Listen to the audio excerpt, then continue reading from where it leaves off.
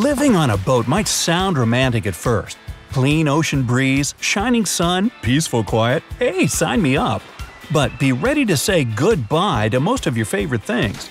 Small boats have very little space, and life at sea is not for pack rats or claustrophobes. You'll probably bump your head a lot at first, especially if you're tall. When camping, you can take at least a walk to get away from it all. On a boat, it can feel like you're a caged rat. So hopefully, after a few years at sea, you can get your dream yacht. A stroll on that massive deck will give you plenty of exercise and me time. Some can be as long as a football field. But no matter how cool your vessel is, the internet can be an issue anywhere when sailing. A cell signal and Wi-Fi connection are an option for those who plan to stay within about 5 miles of shore. But if you want to venture out in the sea, then whatever ship you're on, no calls, no texts, no social media, none of it. It can feel lonely, but liberating too. Before you start living on a boat, you probably want to take some sailing lessons. Those usually cost about $24 an hour, and experts recommend setting up about 50 hours of practice just to get the basics. Mastering the skill will take over a year. Well, you have the rest of your life. Get ready for a lot of work. Boats are demanding. There's always something to fix or clean, unless you're willing to hire a crew of mechanics and cleaners. Though tidying up looks like a relief after cleaning the whole house. Even the biggest boats are smaller than a typical apartment. When it comes to personal hygiene, you'll face the problem of not having any running water.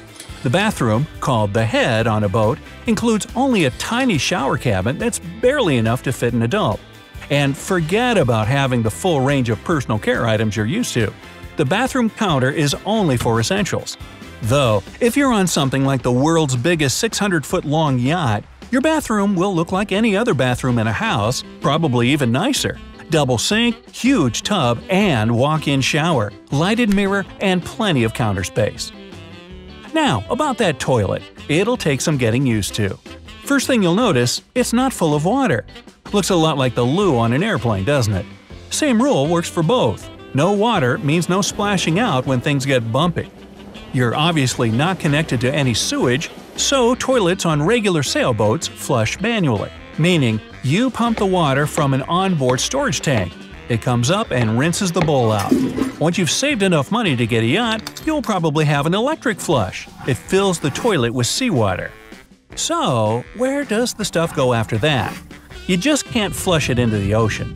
Like with planes, it'll go to an onboard holding tank, and you have to have that emptied and disposed of by pros when you're docked. Oh, and definitely use biodegradable toilet paper. It'll save you from nasty, expensive clogs. No running water makes it challenging to cook, too. Rule number 1 – stock up on plenty of fresh water. Bigger luxury yachts have water storages with heaters that can hold up to 200 gallons. That's enough for a month of comfortable living. One more problem with cooking is no fridge you're used to. You'll have to make do with a smaller version, most of them top-loading. Squeeze in everything you've stocked until the next time you dock at a marina. If not, you'll be living on fresh fish for longer than you'd like. One downside of staying stocked up in between dockings is insects. Take the paper labels off cans if you don't want cockroaches to spread. Also, moisture, especially in a compact space, is bacteria and mold's best friend, so fresh food goes off way faster on a boat than it does in a house. But if you live on a luxurious yacht, I mean, you get it. Looks like a house kitchen. High ceilings, all the amenities, plenty of cabinets and storage, a large dining area. You might even hire a private chef to keep you fed like royalty. Now, if you get seasickness often, think of the storms you might face.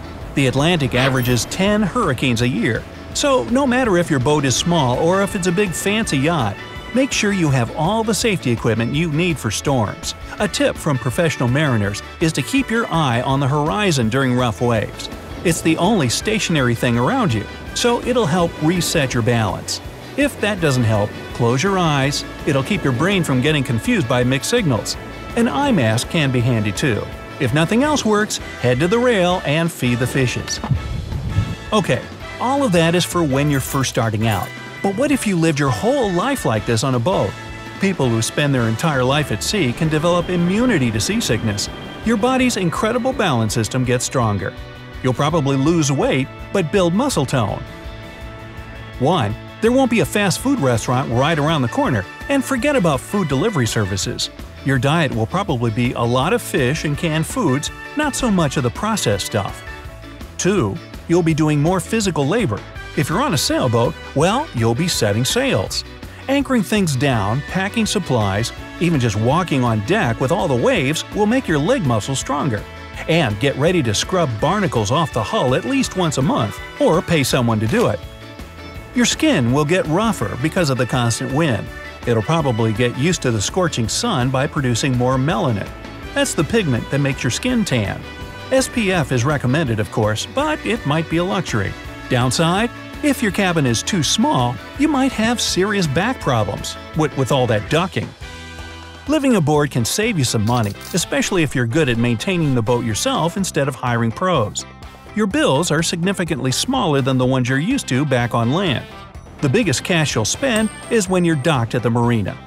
Yes, no matter how much you love life at sea, you'll still depend on services and supplies on land.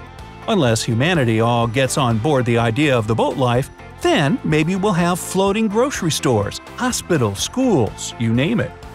So basically, living on a boat is kind of like living in a tent, only you're surrounded by water instead of trees. No matter if you live on a tiny boat or a luxurious yacht, you can enjoy breathtaking sunsets and countless stars every single night, unless there's a storm. The moon appears closer than ever. You'll have a chance to see dolphins leaping out of the water, birds flying above. You'll feel closer than ever to nature. You can take your sailing house to any isolated location whenever you want to get away from it all. Ah, what a dream!